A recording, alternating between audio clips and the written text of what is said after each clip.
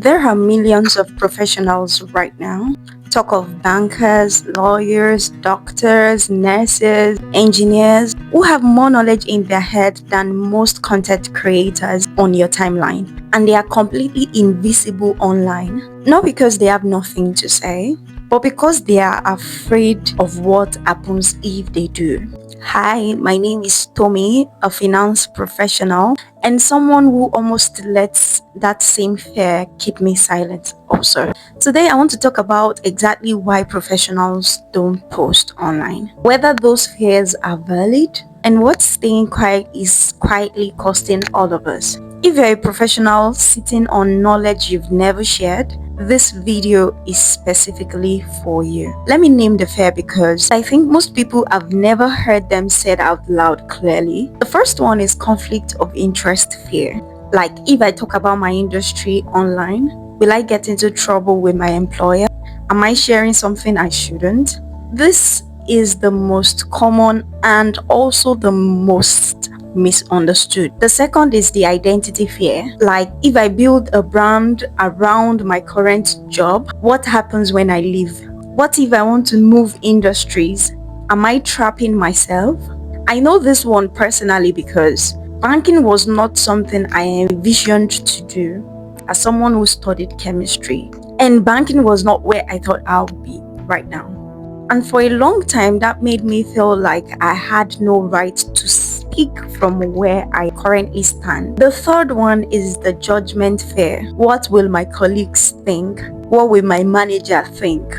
What if someone screenshots this and send it to HR? This one runs deeply because it is not just about your career, it is about how you are perceived by people whose opinion you have to sit across every single day while at work. Three real fears, and not one of them, when you look at them properly, is actually a reason to stay invisible. Let me show you why. Let's start with the most practical one, the conflict of interest question.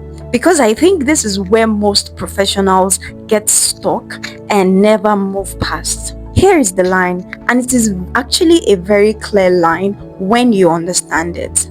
There's a difference between confidential information and professional knowledge. Confidential information belongs to your employer.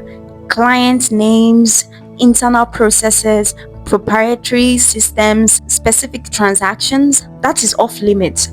Full stop. You do not share that. Not online, not at a dinner party, not anywhere. That is covered by your employment contract and your professional ethics, and it should be. But you see, your professional knowledge, that belongs to you.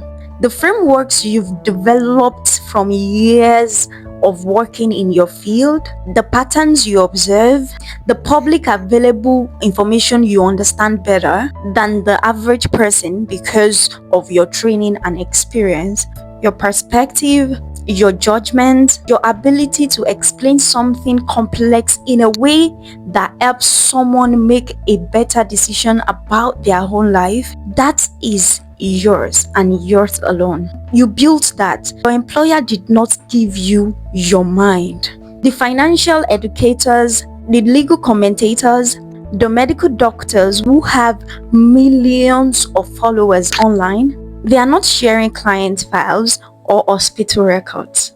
They are sharing knowledge framed through their professional lens. And that is what I am currently doing. That is what you can also do.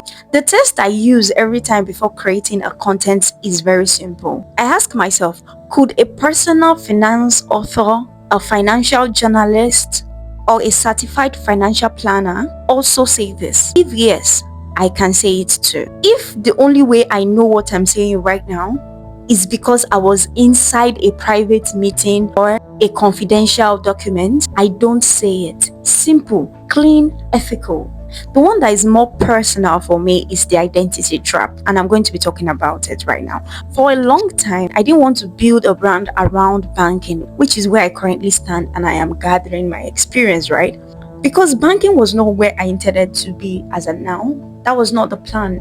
As someone who studied science in university and then becoming a banker, a chartered banker at that, and who feels like my vision is bigger than this chapter right now. And something in me felt like if I go public as a banking person, I'm cementing myself there as a banker and whichever corporate industry I work with. I felt like I was telling the world that this is all that I am. But here is what I've come to understand. Your job title is just a chapter of your life. It is not your whole story. The most compelling personal brands are not built around what someone does. They are built around who someone is and where someone is going. I'm not building a brand as a banker. I am building a brand as a finance professional who understands money deeply, who is ambitious about where she is headed, and who is taking people along for the whole journey, not just the destination. That framing changes everything, because now every move I make, the MBA, the industry pivots that I may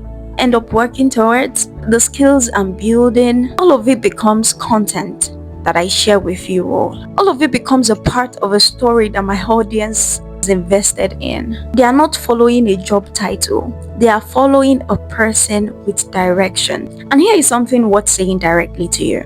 The professionals who build the strongest personal brands are almost never the ones who stay in one lane forever. They are the ones who bring their audience with them as they grow. Your evolution is not a threat to your brand.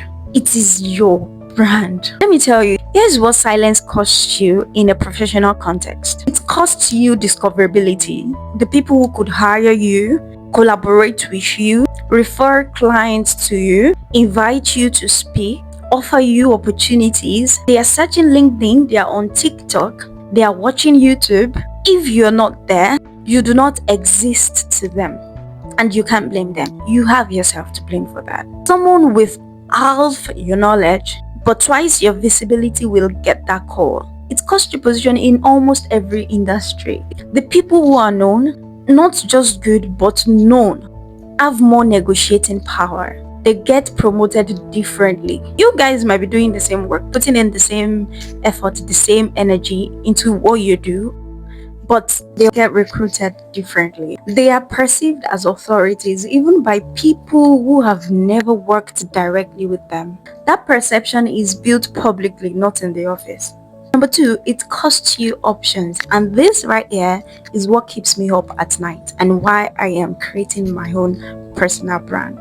Because I keep asking myself, if something changes tomorrow at my job, if the economy shifted or the company restructured, or I decided it was time to move, how many doors will be opened to me based on who knows I exist outside my immediate network? A personal brand is not vanity, it is career insurance. It is also income diversification, in case you've not thought of that. It is the thing that means you're never fully dependent on an organization for your entire future.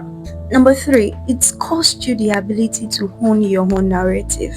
Right now, ask yourself, if someone Googles your name, what do they find? What story does the internet tells about you? If you're not writing that story, someone else is.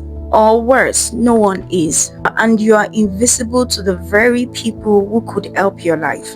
So here's what I'm choosing to do instead of staying quiet. I'm building in public. Not perfectly, not with all the answers, but consistently. And with honesty about where I am and clarity about where I am going. I'm going to be sharing what I know about money and finance in a way that could help other people make better decisions about their own lives without ever crossing the professional lines, because that is exactly where I'm at right now.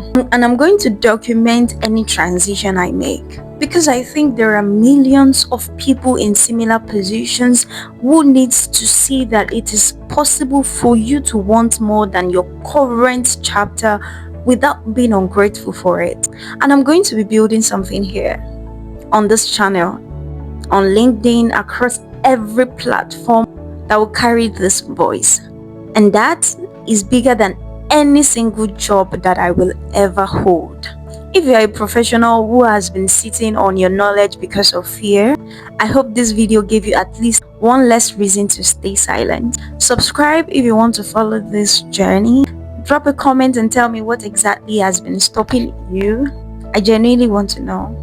and share this with one professional in your life who needs to hear it. Okay, and see ya in my next video. Love you. Please do subscribe, share, comment, like this video if it has been helpful for you, because I noticed that YouTube only pushes forward videos that are being liked, and let other people also find one less reason to remain silent. Love you. See ya in my next video. You can check out my other videos on how to manage your time between your 9 to 5 and your side hustle, and how to stay motivated at the job you're trying to leave. Those videos, do check them out. They're gonna help a lot. See ya in my next video. Mwah. I love you.